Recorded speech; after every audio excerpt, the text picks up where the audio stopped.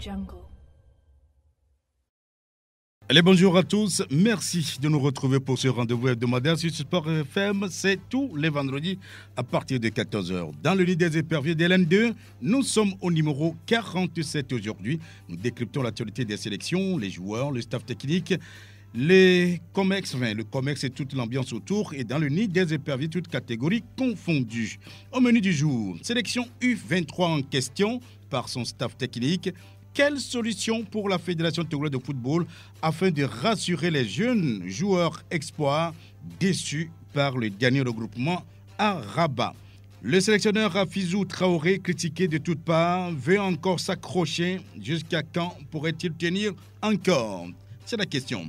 Et puis, épervier Fagnon, au regard de la situation difficile dans les éliminatoires, n'est-il pas mieux de passer un trait sur la CAN 2023 en Côte d'Ivoire? Envie de faire une projection sur l'avenir. Alors, quelles explications donner au public sportif togolais? Que faut-il faire des deux derniers matchs contre Eswatini et Cap-Vert? Comment surfer sur cette nouvelle donne pour avancer dans la reconstruction? Voilà, donc autant de questions, autant d'interrogations que nous posons. Nous allons tenter d'apporter quelques approches de solutions. Alors, Togolais en club, coup d'œil sur l'actualité des joueurs expatriés et puis la trente des auditeurs à vous l'antenne. Dans l'une des éperviers d'RN2, c'est avec à la technique Pélagie Mekou et puis à la caméra, comme d'habitude, le seul chef et l'homme à devant. Au studio, les chroniqueurs sont présents. Oui, toujours aussi là, avec le mandibule. Voilà, Franck Nounyama, il est là. Et puis Angelo Folikwe. Voilà donc la présentation. Je suis Aimé Lebon. Voilà, c'est ce qu'on va dire simplement, n'est-ce pas? Les fortes mandibules vont vous retrouver tout à l'heure. DLN2, c'est parti. Allez, voici donc de retour dans cette émission, dans ce studio. Bien, voilà, Franck Nouyama, bonjour, bienvenue. Merci Aimé, bonjour à toutes et à tous. Bonjour Angelo. Oui, Angelo, justement, bonjour. Salut Aimé, bonjour Franck, bonjour à toutes et à tous. N'est-ce pas? Les mandibules sont fortes, elles sont bien aiguisées. Oui, pour parler du foot on peut le dire de changer les choses. Il faut changer les choses. Oui, ça il le faut. Alors, premier sujet, sélection U23 en question par son staff technique. Alors nous partons toujours des derniers regroupements des éperviers espoirs. La plupart étaient repartis déçus par l'organisation et l'ambiance autour de la sélection. Ils menacent d'ailleurs de ne pouvoir revenir dans des conditions pareilles. La question qu'on se pose, Franck, alors quelle solution la Fédération togolaise de football propose-t-elle pour rassurer ces jeunes espoirs qui sont déçus justement par les derniers regroupements de la catégorie? D'abord, il n'y a rien de mal à vouloir avoir une sélection U23 qui, on l'a toujours dit, reste l'antichambre de la sélection Fagnon. Vous passez par là, directement, vous rentrez en sélection A. Donc, c'est une bonne politique mise en place. Maintenant, comment on le fait? Est-ce que tout se fait bien? On a comme l'impression qu'il y a un certain désordre à un moment donné qu'il va falloir corriger, surtout au niveau du staff technique. Un staff qui a surpris tout le monde au moment où il a été nommé parce que, on le dit souvent, Hafizou Traoré, on ne le connaît pas trop. C'est pas forcément que, on va dire, les observateurs ou bien le public sportif doit connaître l'entraîneur en question, mais il est un peu vécu. Il est un peu désavoué par ce qu'il produit depuis un bon bout de temps. On a comme l'impression qu'il n'a pas d'impact sur cette équipe. Il ne sait pas trop là où il faut aller. Il va un peu dans tous les sens, ce qui, on va dire, dérange un peu cette sélection parce que beaucoup parmi eux viennent de l'extérieur. Beaucoup parmi eux ont grandi en France et se retrouvent étonnés de voir la manière, les conditions dans lesquelles les choses se font, surtout par rapport au code titulaire. Donc, je pense que la fédération est le premier responsable. Quand il s'agit de ça, on voit un peu les prestations de l'entraîneur. Est-ce qu'il est bien? Est-ce qu'il permet au groupe de bien évoluer, de bien s'épanouir? Si ce n'est pas le cas, on fait le point et puis on prend une décision. Une décision qu'on prend souvent, c'est que, on va le remercier, on va lui dire, peut-être d'aller voir ailleurs ou bien on lui donne autre chose parce que là, il y a un tournoi qui attend cette équipe U23 en juin prochain, c'est dans un peu moins de 2 mois. Donc il va falloir un staff technique solide qui sache entretenir le groupe pour lui permettre de bien s'épanouir, de bien se produire là-bas. Donc je pense que la balle est dans le camp de la fédération. Ce qu'elle peut faire, c'est de rencontrer ce staff, lui dire voilà ce qu'elle pense de lui, et si les résultats ne sont pas atteints, bon, basta. Voilà, donc Angelo, vous avez écouté tout à l'heure Franck dans son développement. Lui pense d'ailleurs qu'on a l'impression que Fizou Traoré, il va dans tous les sens. Je ne sais pas, il a vraiment... On se demande s'il a vraiment un sens dans lequel il va, s'il va dans tous les sens. Effectivement, quelle lecture vous faites donc de cette situation donc des U23 depuis le lancement justement de cette équipe-là? On a joué, si vous voulez, les éliminatoires de la catégorie. Et on a été éliminé par l'Afrique du Sud, mais déjà en ce moment, on a commencé à critiquer justement le travail de Fizou Traoré, et on s'est dit, bon, écoutez, peut-être que ça va s'améliorer, mais au fil des jours, au fil des moments, on a l'impression qu'on s'enlise justement dans un immobilisme. La girouette d'Fizou Traoré ne montre aucun sens clair, ni précis, en tout cas en ce qui concerne sa volonté de vouloir performer avec cette sélection. On ne cessera jamais de le dire. C'est la sélection olympique, là où on n'apprend pas forcément grand-chose. Il y a une réalité aujourd'hui. Les joueurs qui étaient de l'autre côté, je vais parler qui sont arrivés de la France ou d'autres pays en Europe, évoluent dans des clubs où tout est structuré. Oui. Le football, à l'entraînement, Allemagne, ils savent exactement Belgique, France, ce qu'il y a à faire lors des entraînements. Ouais. Lorsqu'il s'agit d'entraînements sérieux avant match, ils savent ce qu'il y a à faire. Lorsqu'il s'agit d'un entraînement juste d'écrassage, histoire de jouer un peu, taper dans le ballon, jouer à 10, ils savent exactement ce que l'entraîneur doit proposer. Oui. Mais lorsqu'on vient pour jouer un tournoi à 4, un tournoi international où on a des pays comme le Maroc, la Côte d'Ivoire et toutes les autres nations, et qu'on ne définit pas le plan de jeu. C'était l'Ouzbékistan également, voilà. Dans la même poule que le Togo. On ne définit pas le plan de jeu, on ne définit pas les indications à donner aux uns aux autres. On ne permet pas d'avoir un plan tactique 3-5-2 ou 4-4-2 ou 4-5-1 à mettre en place. Il faut se poser la question. Il n'y a pas de honte à dire comme qu'on ne connaît pas. À un moment donné, il faut avoir l'honnêteté intellectuelle à dire oui, j'aimerais bien, j'ai de l'ambition, mais je ne suis pas suffisamment prêt pour conduire une telle sélection. Malheureusement, on le lui a confié, cette sélection, et les résultats mais c'est lui qui s'est proposé d'abord. Hein. S'il n'est pas prêt, pourquoi il allait se non, peut-être pour lui, le fait d'avoir le diplôme, ça veut dire tout de suite qu'on connaît. Mais c'est faux. On peut avoir le diplôme, avoir les rudiments, si vous voulez, sur le papier, blanc sur noir, mais sur le terrain. Lorsqu'il s'agit de jouer face à une équipe bien organisée, mieux organisée, c'est là qu'on jauge votre intelligence de vouloir faire tourner un effectif bien rodé ou pas rodé. Malheureusement pour lui, je pense que les résultats ne vont pas du tout à son crédit. Aujourd'hui, il est désavoué même par ses propres joueurs. C'est là que le mal est profond.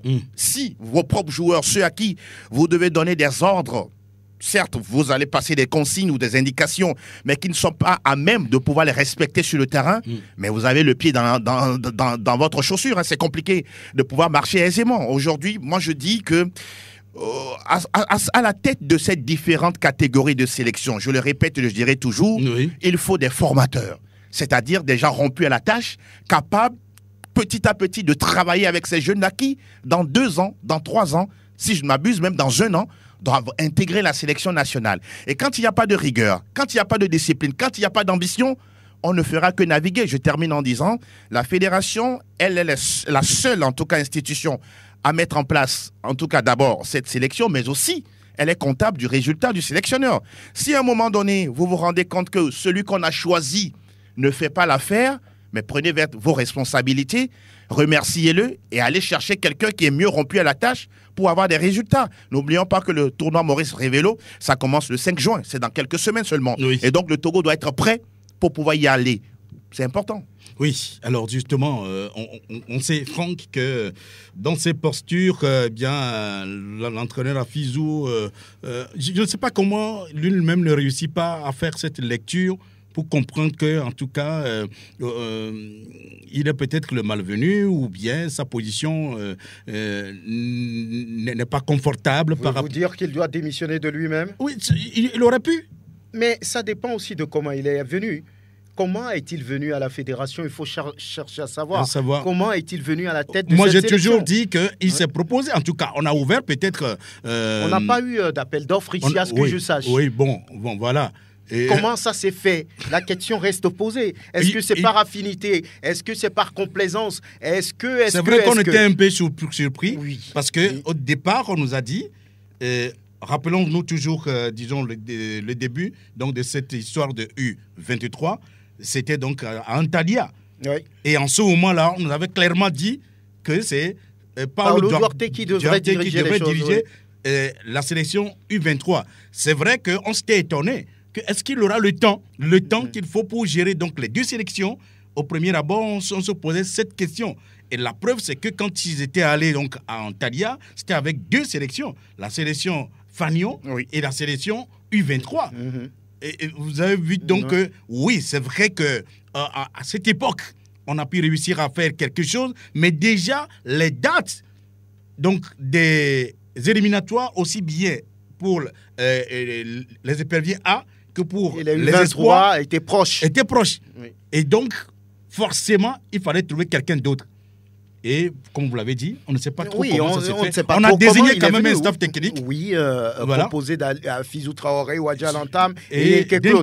Et lorsqu'on a vu un peu, on va dire, la hiérarchie du pouvoir dans le staff technique, beaucoup se demandaient, mais pourquoi c'est Afizou qui est en tête et non pas Wadja Lantam qu'on ne connaît pas et qui serait donc à Lomé de fin, disons, au Togo, qui serait à Sarah. On n'a pas forcément besoin de le connaître en profondeur, mais c'est le travail qui va un peu montrer ce qu'il sait faire.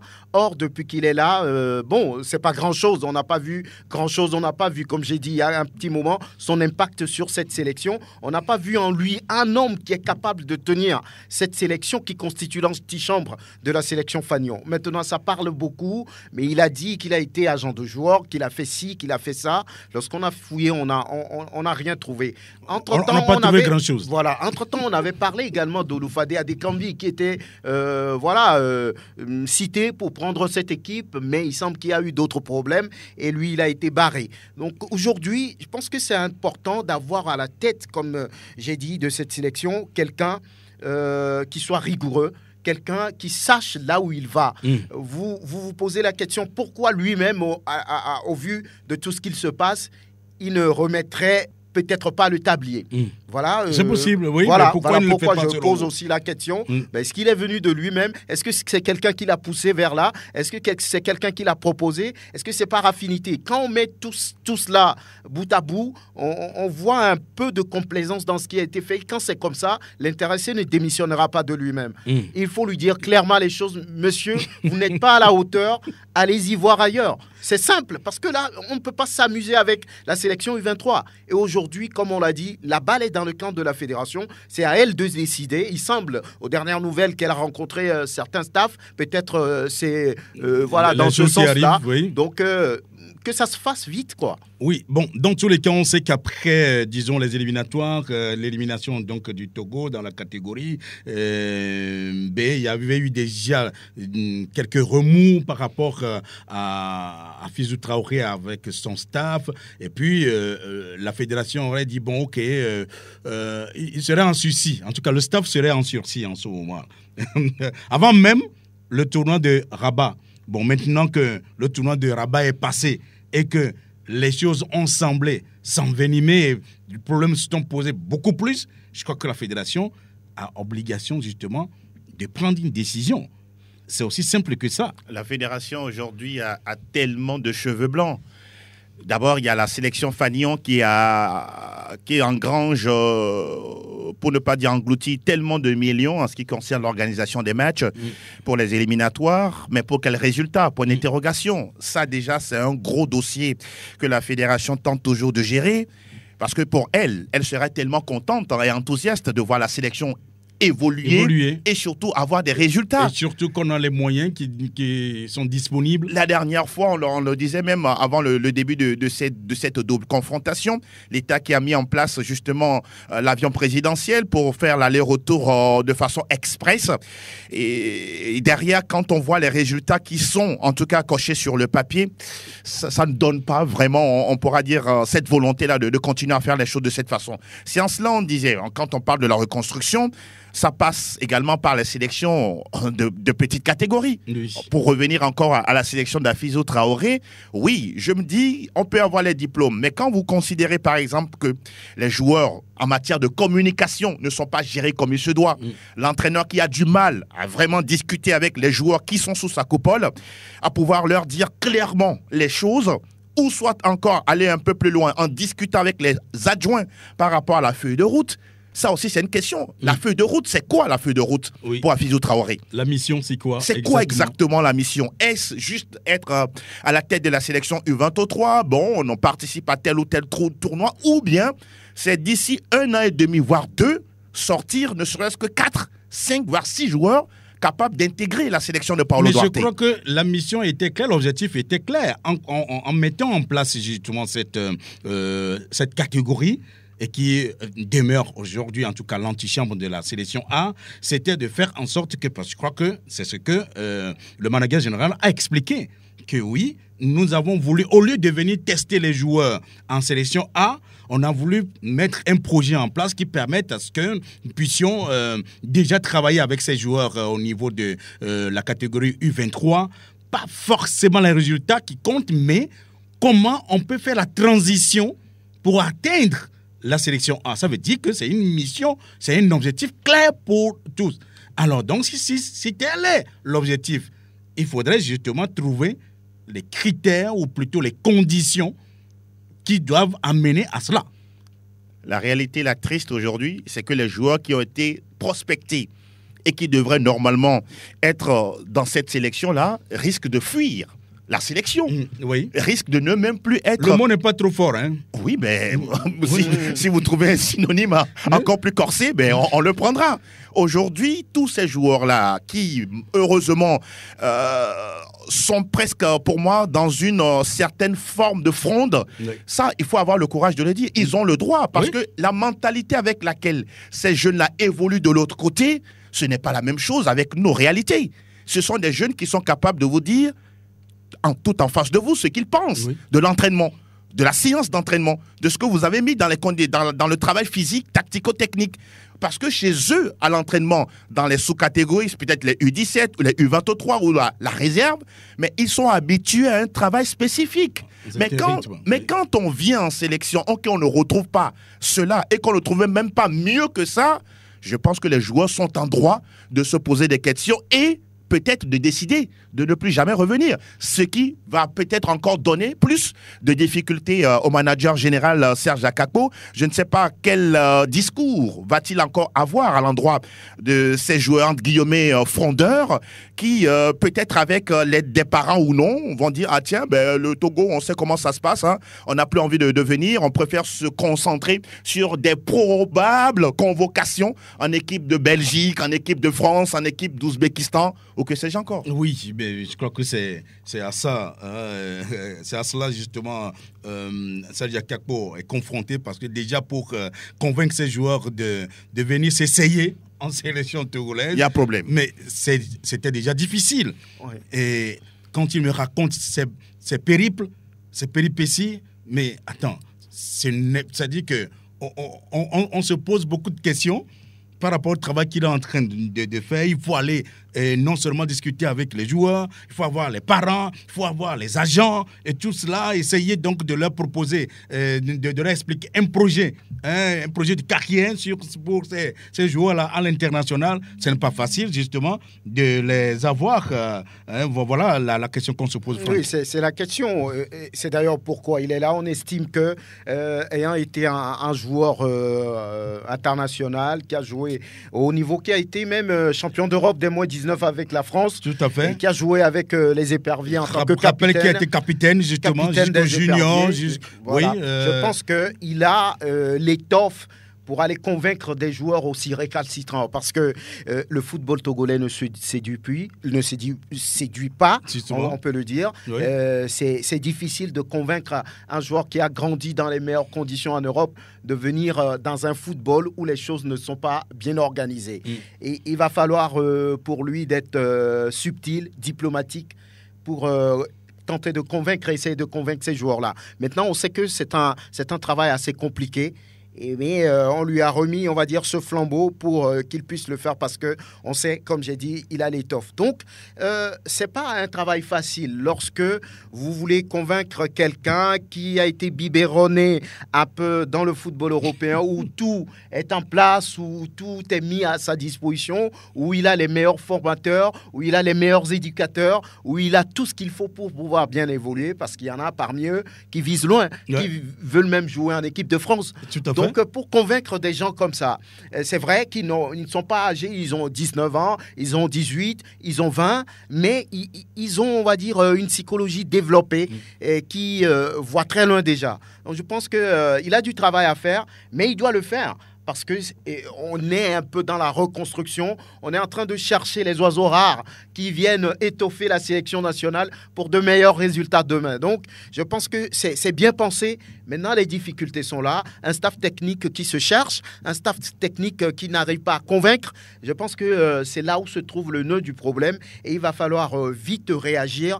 Mais Serge, lui, ne doit pas se décourager. Même s'il y a un peu de désordre autour de la chose, il doit être quelqu'un qui puisse avoir du courage et quelqu'un qui puisse être, on va dire, sûr de là où il va pour aller faire les choses, pour aller chercher ces oiseaux-là, pour aller convaincre ces joueurs-là à arriver. Il y a le cas, par exemple, de Bradley Barcola, qui a déjà dit, oui, pour l'instant, moi, j'ai envie d'évoluer avec les U23 français. Mais bon, après, on verra. Donc, il faut continuer par parler avec ce joueur-là qui peut à tout moment peut-être changer d'avis si les choses sont bien faites ici. Donc, il appartient au Togo de pouvoir changer un peu l'organisation, la planification autour de toutes les sélections, parce que lorsqu'on parle de planification, de reconstruction, il y a tout cela qui compte, les cadets, les juniors, les U23, même la sélection locale. C'est ça. Merci beaucoup. En tout cas, pour terminer donc avec ce premier sujet, il est toujours critiqué de toutes parts, le sélectionneur Afizou Traoré, mais il veut toujours s'accrocher et puis on se pose beaucoup de questions. Jusqu'à quand pourra-t-il encore tenir et jusqu'où? La question reste posée. Juste 30 secondes, si vous permettez, avant que nous fassions la conclusion. C'est en cela, on ne cessera jamais de le répéter, la sempiternelle interrogation de la présence ou de l'impact de la direction technique nationale aux côtés des sélections. Malheureusement, pour l'instant, c'est un sujet auquel on ne touche pas et on n'a même pas des éléments pour pouvoir justement décrypter cela. Merci beaucoup et ça sert de conclusion. Mais la question demeure, jusqu'à quand pourra-t-il tenir encore Afizou Traoré? Jusqu'où ira-t-il? La question reste posée. On verra bien. Allez, deuxième sujet. Nous revenons donc sur les éperviers fanions, la sélection A. Il est une évidence que le Togo vit une situation des plus compliquées dans les éliminatoires de la CAN Côte d'Ivoire 2023 ou 24, c'est selon. 2 points après 4 journées disputées. Les analyses et les calculs d'apothicaires continuent de plus belle. Au regard de la complexité de la tâche, certains commencent à se demander si le Togo ne va pas plutôt passer un trait sur la CAN 2023 en Côte d'Ivoire en vue de faire une projection sur l'avenir. Et notre frère Edem Bolor, justement, qui pensait à un moment donné qu'il faut retourner au travail. Écoutons-le. Je voudrais être honnête envers le public sportif pour leur dire que c'est quasiment cuit pour le Togo. Maintenant, mathématiquement, le Togo est toujours en course parce qu'avec les 2 derniers matchs, si le Togo remporte les 2 matchs, ça fera 6 points plus les 2 unités, ça fera au total 8. Maintenant, dans la poule, on a le Burkina. Le Cap-Vert perd. Oui, le Cap-Vert perd ces 2 matchs, mais a priori, je ne vois pas le Cap-Vert faire 2 matchs sans victoire. Aujourd'hui, le Cap-Vert a besoin d'un seul point pour se qualifier pour la CAN Côte d'Ivoire vers 2023. Donc mathématiquement, c'est possible encore pour le Togo, mais pour être honnête, je pense que c'est totalement fini pour le Togo. Maintenant, c'est au niveau de la Fédération togolaise de football, au niveau du ministère des Sports, de développer d'autres projets. Parce que le grand souci au niveau de l'équipe nationale du Togo, c'est qu'on n'a plus de joueurs. Nos joueurs ne sont plus les premiers choix dans leur équipe. Et il faudrait développer un autre objectif. Un autre objectif, c'est d'aller à la base, former des joueurs, aller au niveau des U17, faire un suivi. On quitte U17, on va en U20, on va en U23, ainsi de suite jusqu'en équipe A. Je pense qu'il faut aller, après 5 ans, oublier, participer aux compétitions 7, mais oublier pour des résultats et après 5 ans revenir très fort. Le Sénégal a fait. Aujourd'hui, le Sénégal est pratiquement sur le choix de l'Afrique. Donc, voilà, Dedem Bolor, notre confrère de Radio Victoire, justement, interrogé par Franck Nounyama il y a de cela quelques jours, quelques semaines déjà, et voilà. Mais je crois que c'est ce qu'il pense, retourner au travail. C'est ce que commencent à dire beaucoup de gens, beaucoup d'analyses, justement, qui pensent qu'il vaut mieux faire un trait sur ces éliminatoires qu'en 2023. Il a fait une analyse lucide et d'Embolor. Il dit au public sportif de ne plus trop croire parce que la situation le dit aussi. Et si après 4 matchs, le Togo ne totalise que 2 petits points sur 12 possibles, ça veut dire qu'il y a danger. Et aujourd'hui, le Togo n'a plus son destin en main. Il va falloir compter sur les autres en gagnant les 2 matchs qui arrivent. Ce n'est pas un calcul facile. Le destin du Togo n'est pas seulement dans les souliers des joueurs togolais. Non, ça dépend également des autres. Et une telle situation n'avantage en rien cette sélection à 2 journées de la fin de ces éliminatoires qui mène vers la CAN en Côte d'Ivoire. Donc, il ne croit plus trop et il a raison lorsqu'on voit un peu les prestations, même si on est d'accord qu'il y a un semblant de début de production de jeu dans ce qu'a démontré l'équipe nationale la dernière fois, ça va être compliqué. Le Cap-Vert également voulant enchaîner en Coupe d'Afrique des Nations de football. Le prochain match pour les Requins Bleus, c'est contre le Burkina. Beaucoup disent, oui, le Burkina va faire le travail pour le Togo. Est-ce qu'ils sont obligés? Non. Ils sont déjà qualifiés. Ils peuvent même lever le pied, oui, pour éviter de voir certains joueurs blessés à quelques mois seulement de cette Coupe d'Afrique des Nations en Côte d'Ivoire. C'est juste en janvier.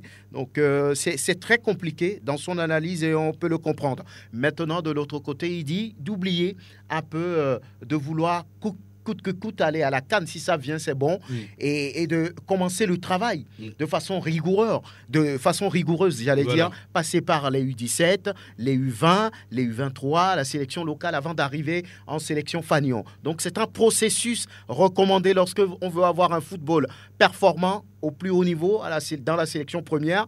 C'est vraiment le processus indiqué. Il faut passer par là, autrement, quand on saute les étapes, ça ne donne pas grand-chose. Le Sénégal l'a fait aujourd'hui. Le Sénégal est sur tous les toits. La CAN, le CHAN, j'allais dire la CAN des juniors, le beach soccer. Les Lions de la Teranga répondent partout parce qu'ils ont fermé les yeux, ils ont serré les dents pour travailler sur 5 ans au moins. Et à la tête de toutes ces sélections, pratiquement, c'est des anciens joueurs qui entourent ces sélections et ça donne les résultats. C'est ça. Mais Angelo, voilà une position que vous avez déjà défendue donc depuis. Même avant donc la double confrontation face donc au Burkina Faso, Angelo lui disait qu'il ne croit pas vraiment en grand-chose par rapport à cela, mais bon, voilà. Mais quelles explications donner au public sportif togolais dans ce sens? Oui, c'est une question à mille inconnus, mille inconnus, mais mettons le pied dans le plat. Voilà, tel un éléphant dans un magasin de porcelaine. On va y aller. On ne va pas permettre, en tout cas, de voir une sélection arriver à la compétition phare du continent, la CAN, et revenir chaque fois à la maison avec 3 matchs, 3 défaites, et éliminer au premier tour. Et pourtant, lors des éliminatoires, il y a eu tellement de millions engloutis, lors de la préparation également, et lors même de la compétition également, beaucoup de dépenses qui, sûrement, sont engagées. En 2013, on est allé en quart de finale. Oui, ça, vraiment, ça reste quelque chose d'assez extraordinaire. Et c'est le Burkina qui nous a barré la route. C'est ça. Grâce à Pi 3 Ipa.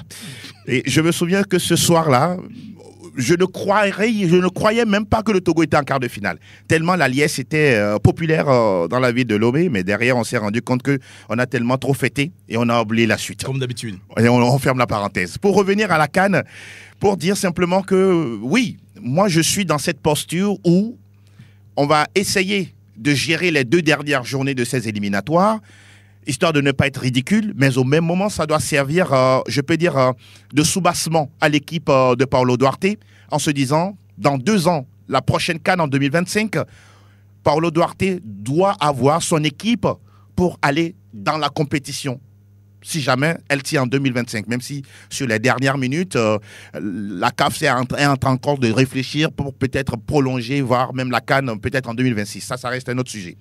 Pour revenir un peu au Togo, on a été à la CAN 2017 au Gabon. Oui. On a vu les résultats. Oui. La CAN qui a suivi en 2019 en Égypte, on n'y était pas. Au Cameroun en 2021, le Togo était absent. Oui. Et ces compétitions étaient disputées à 24 équipes. 24 équipes. Le Togo n'y était toujours pas. Oui. Et jusqu'à présent, nous ne sommes pas encore prêts. La preuve, dans le classement, dans notre poule, le Togo est bon dernier. Oui. Même si, oui, nous allons aimer les calculs de gauche à droite. En toute honnêteté, oui, je le dis et je le répète, oublions la prochaine CAN en Côte d'Ivoire, même si c'est compliqué, c'est difficile pour le public sportif, mais je préfère que nous prenions le temps de nous préparer pour la prochaine CAN, en fait, la CAN 2025, qui va arriver également dans 2 ans, mais 2 ans n'est pas aussi trop long. Dans 2 ans, ça va vite arriver. Mais la question qui se pose, est-ce que d'ici 2 ans, Paulo Duarte aura la chance ou l'opportunité d'avoir de bons joueurs pour constituer la sélection dont il a besoin. L'autre question que je me pose, si jamais nous n'arrivons pas à décrocher ce billet pour la prochaine CAN, même si certains continuent à le croire, c'est comme la foi dans la Bible, ça dépend de chacun.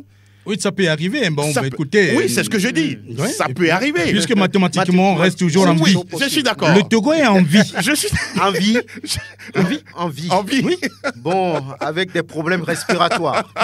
Mais il continue à être en vie quand même. Mais avec des problèmes. Si on est en vie, on doit avoir, on va dire tous ses sens.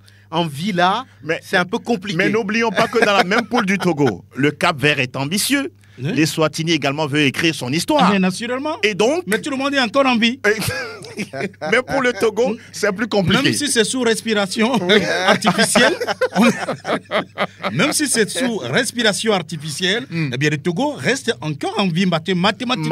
Le Togo n'est pas encore éliminé. Ça, c'est la réalité. Maintenant, c'est comment expliquer cela donc au public sportif pour qu'ils comprennent que oui, il faut commencer à faire le deuil, mais en se disant, ok, si ça se présente, on prend.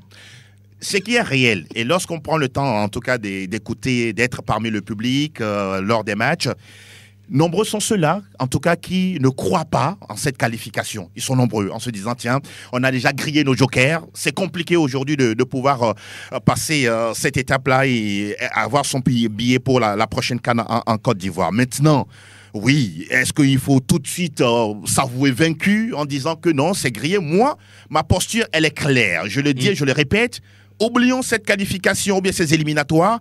Préparons-nous convenablement avec Paulo Duarte, quitte à lui d'aller chercher les joueurs qu'il faut, quitte au manager général également de continuer sa prospection pour permettre à ce que la sélection, on puisse avoir des joueurs capables justement de remplacer quelques-uns qui ne sont pas forcément pertinents au niveau de leur poste. Et petit à petit, je dis, dans 1 an, dans 2 ans, nous pouvons avoir une équipe compétitive capable de faire quelque chose de potable. Sinon, si on s'impose, si on s'entête forcément à aller à cette CAN-là, malheureusement, l'équipe, pour moi, n'est pas efficiente. On risque de faire des matchs, on va être battu et on va encore rentrer à la maison bredouille, on va recommencer encore une fois à 0. Mais comment Franck, vous demandez à savoir comment expliquer ça au public? Comment procéder aussi dans la démarche explicative? Oui, c'est un public qui est déjà averti. Il est partagé, ce public-là. Du moment où il y a, on va dire, encore une chance sur 20, peut-être, pour que le Togo puisse rêver encore pour cette qualification. Il y a une partie du public qui est d'accord qu'il faut continuer par rêver, parce que mathématiquement, c'est encore possible, on le dit. Il va falloir que le Togo gagne les 2 prochains matchs et souhaiter, on va dire, une contre-performance, une défaite pour les requins bleus du Cap-Vert. Voilà, donc c'est un public, comme on l'a dit, partagé. De l'autre côté, il y en a qui sont clairs, Mais il faut que le Togo arrête de rêver. Arrête de s'appuyer sur les calculs d'apothicaires pour dire oui, la CAN en Côte d'Ivoire, on y sera. Le public est vraiment averti. Ils sont passionnés. Ils aiment leur équipe nationale. Vous l'avez vu la dernière fois. Oui. Ils sont sortis en nombre. C'est le lieu encore malgré la situation, de les féliciter. Ils avaient été des milliers et des milliers. Voilà, il n'y a rien qui égale l'équipe nationale lorsqu'il s'agit de mobiliser le public sportif. Ils ont bien répondu. Et là, il est partagé. Un qui y croit, l'autre ne croit pas. Je pense que le public est averti. Est-ce qu'il y a encore un moyen de leur expliquer ou bien de... Non, ils sont avertis. Ils comprennent la situation. Pour moi, ça. Oui. D'accord. Mais... il y a une évidence, oui. Angelo. Les dernières productions dans le jeu sont plus ou moins convaincantes lors de la double confrontation face au Burkina Faso. Alors, comment doit-on consolider ces acquis ? Ah oui, ça reste une équation difficile. En mille inconnus ? Non, difficile. Puisque vos équations sont toujours en mille inconnus. Non, pas toutes. Pas toutes. Je pense que Paulo Duarte a commencé quelque chose. On se rappelle très bien qu'il était déboussolé par rapport à la production du jeu face au Cap-Vert, oui. Au Maroc. Il a toujours clamé haut et fort qu'il n'a pas reconnu son équipe le jour-là. Il ne le fera jamais. Et juste quelques mois après, on se rend à l'évidence dans la double confrontation contre le Burkina Faso. On pourra peut-être souligner un sursaut d'orgueil, un semblant de regain de forme. Peut-être qu'il a dû fouetter les égos des joueurs en les demandant tout simplement de donner le meilleur d'eux-mêmes. Et oui, face au Burkina Faso lors de la manche 1, tout comme la manche 2, on a vu une équipe qui avait de la volonté à faire quelque chose de bien. De par la base défensive, en passant par les couloirs, notamment également le milieu de terrain, et puis en terminant. Je pense, dans la production du jeu, au côté togolais, je pense que c'est une évidence aujourd'hui. Il y a quelque chose qui semble venir. Maintenant, la question qui demeure, pourquoi, avec autant de jeu, autant de volonté, autant d'envie de faire mieux, le Togo n'arrive pas à marquer des buts? C'est justement le nœud de la situation, là où c'est compliqué. La dernière fois, on a vu,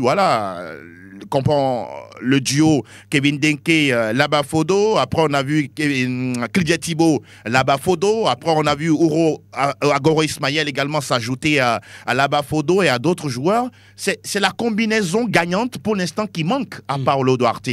Et ce joueur ou ces joueurs rares capables de faire la différence, pouvons-nous les trouver? Point d'interrogation. Oui, on pourra citer tel ou tel nom. C'est vrai que Plaka Fesso a manqué, Tchakei Maro, ça c'est un autre cas. Mais ceux qui sont là aujourd'hui, pourquoi n'ont-ils pas la possibilité de marquer des buts quand il le faut? Pour terminer, le cas Kevin Denke, on se rappelle qu'au match aller, oui, il a utilisé le joueur avec Labafodo, le deuxième match, face au même adversaire. Kevin Denke a ciré le banc. Pour quelle raison? Point d'interrogation.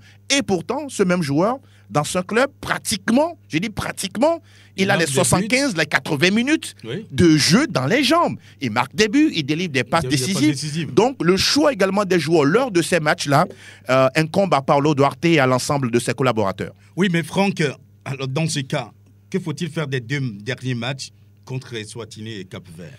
Oui, on a semblé une certaine évolution dans la production du jeu. Lorsqu'on prend les deux matchs, les joueurs ont montré une certaine détermination et une certaine volonté à aller de l'avant, à aller chercher la victoire. Mais ça il faut encore en plus. Il faut encore en plus, ça ne suffit pas parce que sur les deux derniers matchs de la journée FIFA où on a fait de partout contre la Guinée équatoriale et il se fait battre par la Côte d'Ivoire 2-1, Paulo Duarte a essayé un autre système 3-5-2 pour voir si ça pourrait prendre, si ça pourrait donner du résultat mieux que le 4-3-3 qu'il utilise souvent ou bien le 4-2-3-1. Donc ça a semblé réussir sur les deux matchs avec des changements de position pour des joueurs comme Romao Alexis, avec des joueurs comme Loïc Bessile qui pour la première fois jouait dans l'axe à côté de Jenda Konam. Ça a semblé marcher. Maintenant, ça ne suffit pas pour aller chercher des victoires, pour aller jouer contre de très grandes équipes. Il faut savoir aussi marquer. Il faut savoir de finition et un problème réalisme dynamisme, efficacité dans l'attaque. Peut-être il faut trouver une meilleure combinaison. Comme l'a dit Angelo. Voilà, en décidant peut-être de mettre à l'épreuve là-bas Fodo, pourquoi pas, en décidant de mettre à l'épreuve d'autres joueurs qui sont souvent mis devant ou bien dans l'attaque togolaise, mais qui n'arrivent pas à faire la différence. Parce que là, depuis, l'équipe a du mal à faire la différence en attaque. Qu'est-ce qu'il se passe? On a là-bas, on a Kevin Denke, on a Cligé, on a Plaka qui n'était pas sur le match de la dernière fois, blessé, malheureusement. Donc, il faut essayer de trouver la meilleure combinaison pour que cette équipe puisse réussir, parce qu'en milieu de terrain, ça semble aller avec le jeune Karim Derman qui porte désormais le jeu du Togo. Roger Holou. Voilà, Roger Holou qui joue le rôle de la police. Donc, je pense que ça doit continuer, le travail physique, le travail d'efficacité devant le but. Ça manque. Et la gestion des fins de match. Des fins de match et puis les changements à effectuer. Oui, on a remarqué que Paulo Duarte se loupe un peu sur cet aspect de la chose. Il va falloir vraiment travailler là-dessus. Et puis la question physique, il faut arriver à terminer les matchs comme de véritables commandos. Au-delà de toutes ces propositions, de tout ce que nous sommes en train donc d'évoquer, c'est vrai, il y a de belles productions de jeux et tout. Mais au-delà de cela, eh bien, il faut aller à la base, comme l'a dit quelqu'un, c'est bien sûr Florent Kataka, qui pense que il faut retourner à la base pour pouvoir avoir, comme l'a dit d'ailleurs Angelo ici, il dit oui, mais voilà, il faut quitter, comment on dit ça, il ne faut pas rater, si vous voulez, vous sauter les lignes aux joueurs et commencer à la base. La base, c'est quoi? C'est bien sûr le moins de 17 ans, aller donc au U20 et puis naturellement atteindre la sélection espoir pour travailler. Or, la base, c'est où? Ce sont les académies, ce sont les centres de formation, ce sont cette catégorie que les clubs devraient donc avoir. Écoutons Florent Kataka. Le sport tel que pensé par Pierre de Coubertin n'existe pratiquement plus. L'essentiel, c'est de participer. Il existe en partie dans le sport de masse, mais le sport dont nous parlons, le sport de compétition, c'est un sport de performance. Et la performance à tous les niveaux. Moins parler de rêves, mais construire des réalités. Avant de donner des remèdes, il faut diagnostiquer. Qu'est-ce que nous faisons? Déjà, quelle est la structuration du football togolais? Est-ce qu'il est structuré de manière à ce qu'on soit dirigé vers la performance? Non, parce qu'un système bien construit, c'est un système pyramidal, où la base est bien élargie, bien solide, et d'ailleurs c'est ça qui permet au système d'être assis. C'est comme un triangle. Donc la base, c'est le football de base, c'est le football de masse, là où on solidifie les choses. Et là, il faut aussi une organisation. À partir de la direction technique nationale, on a le département du football des jeunes, le département du football féminin, la recherche et l'expérimentation qui va nous permettre d'avoir un système, une philosophie de jeu, une typologie togolaise du football. Et tout cela se construit là-bas. D'ailleurs, quand vous parlez de direction technique nationale, vous parlez plutôt à ce moment de directeur technique national. On n'a pas de direction technique nationale. Voilà, donc Florent Kataka, justement, qui met le pied dans le plat, encore une fois. Oui, mais il a raison, il faut aller à la base. Il n'y a pas mieux à faire. Un immeuble ne se construit pas par le haut, c'est toujours par le bas. Et il faut avoir une fondation solide. Il faut avoir une fondation qui puisse supporter après tout ce qu'il y a autour si on a envie de faire un football de compétition. Parce qu'on a comme l'impression que le Togo est toujours dans le football de loisirs. Alors que pour performer aujourd'hui, pour avoir un football de haut niveau, il faut l'installer dans un plan ou bien dans une planification de football de très haut niveau. Et la performance aujourd'hui demande un certain tamis, parce que tout le monde ne peut pas arriver en haut. Donc, il faut partir de la base, avoir une fondation solide dans les centres de formation. Ici, au Togo, il y a tellement de centres, mais on se demande qui fait quoi. Oui. Il n'y a pas de joueur qui, en fin de saison, puisse se taper dans l'œil des recruteurs où on peut voir, oui, tel joueur de ce centre est parti vers ce pays, tel joueur de là. Non, parce que d'abord, il n'y a pas de championnat de jeunes.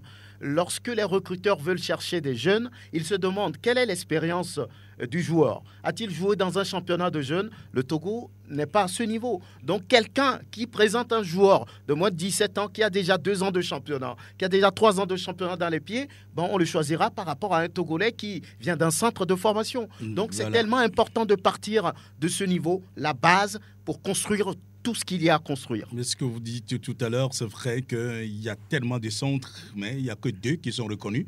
Ouais. C'est la réalité. Swallows et Liberty Academy. C'est la réalité. Voilà, mais Angelo, malheureusement c'est ça. Au-delà de tout ce qu'on est en train de mettre sur la table, je pense aussi que, en toute honnêteté, notre football a besoin d'unité. D'unité entre les acteurs eux-mêmes. Je pense que les anciens présidents de fédérations qui sont toujours là, qui voient les choses de loin, je pense qu'à un moment donné... il faut les rassembler. Je pense que l'actuel président... Il faut les approcher. Oui, l'actuel président doit prendre son bâton de pèlerin en tant que missionnaire et d'avoir... je sais c'est un monsieur humble qui a envie d'apprendre et je veux qu'il fasse cette action-là pour qu'on puisse encore parler, si possible, des états généraux du football togolais, pour pouvoir, ne serait-ce qu'à un moment donné, voir tous ces acteurs-là autour d'une table, discuter, faire des propositions, même si, à un moment donné, on refuse de les mettre en pratique.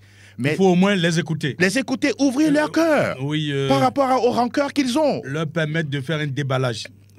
Vous avez tout dit. Et de l'autre côté, lui, il parle plutôt d'infrastructure, puisqu'on n'en a pas non plus. Ah oui, voilà. C'est un autre point. Espoir Assogbavi que je vous propose d'écouter. La première chose, c'est la volonté politique de l'État. Quel est le projet que nous avons? Qu'est-ce que nous voulons pour le football togolais? Combien de temps nous allons mettre pour atteindre ce projet-là? Donc, je crois que c'est d'abord l'État qui doit organiser le domaine du football togolais au regard des performances que nous avons aujourd'hui. Je reviens à ce que j'avais dit avant. On ne peut pas faire du football de haut niveau si on n'a pas les infrastructures. La professionnalisation vient bientôt. Oui. Ça va se faire comment? Si on n'a pas les infrastructures, on ne peut pas faire du football de haut niveau. Si on n'a pas la formation, il faut former les entraîneurs, il faut former les formateurs, il faut faire la formation de base qui est importante. Et puis, un aspect important, c'est la visibilité de l'équipe nationale. Quand vous voyez toutes les grandes nations de football aujourd'hui, c'est la visibilité de l'équipe nationale qui est la première des choses. Et puis, un lobby international aujourd'hui autour des grands anciens joueurs. Quand vous voyez les anciens joueurs du Sénégal, du Cameroun, de la Côte d'Ivoire, du Mali, ils sont dans le domaine de la communication internationale. Mais Serge Akakpo également est là-bas aujourd'hui. C'est une bonne chose. Voilà, donc c'est sans commentaire, on va revenir donc sur cet aspect. Ouais. Je crois il y a tellement de choses dans ce que dit Assogbavi Espoir qu'il vaut mieux revenir la prochaine fois là-dessus. Je crois que les auditeurs l'ont déjà écouté. On va revenir là-dessus et puis on fait la transition sur naturellement le Togolais en club. Le coup d'œil hebdomadaire, il y a quoi? Mais il faut dire que les Togolais continuent de jouer, d'évoluer avec leur club respectif. Ils ne peuvent pas ne pas jouer. Ils continuent d'évoluer. Ilas Bebou avec Offenheim par exemple la fin de semaine dernière il a marqué même si c'est sur penalty, il a marqué et a permis à son club de s'imposer en Bundesliga, même si Offenheim actuel est 13e dans son championnat. Là-bas Kodiofodo avec son club d'Alaïn, buteur et passeur décisif comme toujours. Vous voulez connaître son bilan? 23 matchs, 23 buts marqués, 10 passes décisives en championnat. Toujours en difficulté donc en sélection. Oui. Même si le Toufouel a réussi à marquer difficilement. On va s'intéresser aux jeunes des U23, Kevin Boma avec Marvin Senaya qui dispute pratiquement le dernier match, l'intégralité des matchs avec Rodez en Ligue 2. Oui, voilà des joueurs capables de donner en tout cas un relief à la sélection U23 pour le prochain tournoi. Merci Maurice Révélo qui démarre le 5 juin prochain. Kevin Denke, oui, lui il est rentré à la 62e minute avec son club Cercle Bruges. Nous parlons de David Hennen qui retrouve une place de titulaire. Il a joué 72 minutes. C'est bien pour l'international togolais. Loïc Bessilé, lui, il était absent sur l'affiche de son club AS Eupen. Kennedy Boateng, oui, et Emmanuel Akman, les deux ont joué avec leurs clubs respectifs. 90 minutes plein dans les jambes. Ah oui, ce sont leur temps de jeu. Et puis terminé avec Amevor Maouna, oui, le longiligne défenseur du FC Eindhoven. 90 minutes également avec son club au niveau de la 2e division du football néerlandais. En tout cas, on va leur dire simplement bon jeu, continuez comme cela. Continuez comme ça. Bon, oui, ça va plaire toujours à Djorté un jour de vous rappeler. Ah, justement. Puisqu'il y a certains qui ne rentrent pas toujours dans le plan de Paulo Duarte, ben on attend toujours voir. Alors ça nous amène donc sans transition justement aux auditeurs. À vous l'antenne, c'est fait pour vous. 92 03 60 31 97 24 26 26. Si le cœur vous en dit, très rapidement, donc vous appelez et puis vous nous dites ce que vous pensez de l'émission qu'on a faite aujourd'hui. Auditeur, bonjour. Oui, bonjour monsieur. Comment ça va? Ça va bien, c'est Turi de Sao Paulo. Pardon? C'est Turi de Sao Paulo. Turi de Sao Paulo. Ah, de Sao Paulo. Oui, Sao Paulo, oui. Ah, d'accord. Vous venez tout droit du Brésil, oui. Ah non, mais... c'est juste pour vous saluer. Hein. Ah, d'accord. Ok. Alors, ce sera tout? Oui, ce sera tout. Mais je vous passe mon papa. Oh, très bien. Sao Paulo va passer ton papa. Lui, il est où? Allô. Ouais, vous êtes à... Où, ça? À Lomé. Je suis toujours à Lomé avec mon fils. Ah, avec votre fils? Oui. Mais lui, entre-temps... Oui. Sao Paulo. Oui, lui, à chaque fois, il fait une transition par Sao Paulo. Oui, alors, oui. Papa... Oui. Nous avons appris quelque chose. Et bon, on est en train de suivre votre émission. Et jusqu'à présent, bon, concernant celui qui prépare les matchs pour le Togo, et Adebayor a essayé de payer la dette que le monsieur réclamait. Bon, papa, oui. Je crois qu'il y a eu justement beaucoup de choses qui ont été dites autour de cette affaire. Adebayor, d'abord, n'a jamais payé quoi que ce soit. C'était donc du fake news, si vous voulez. Et puis, je voudrais vous rappeler que celui que nous avons reçu ici dans ce studio, il n'était pas préparateur, il n'était pas un marabout, c'est bien un intendant donc, de la sélection à l'époque, du staff technique à l'époque. Et donc, l'argent qu'il réclamait, c'est bien clair, il a bien dit. Vous vous rappelez qu'en 2006, lorsque la sélection togolaise s'était retrouvée à Wangen, en Allemagne, eh bien, les joueurs ont fait grève pour menacer justement de ne pas jouer si on ne leur verse pas une prime de qualification. Et cette prime de qualification a été payée par la FIFA qui s'est déplacée expressément pour sauver ce qui peut encore l'être. Donc, c'est en ce moment où les 50 millions ont été versés à chaque joueur. Alors, donc, M. Bodé Moustapha estime que, faisant partie du staff technique en tant qu'intendant, eh bien, il a droit à la moitié de ce que les joueurs ont pris. Et donc, cette moitié-là équivalait à 25 millions. Voilà ce qu'il réclamait. Voilà.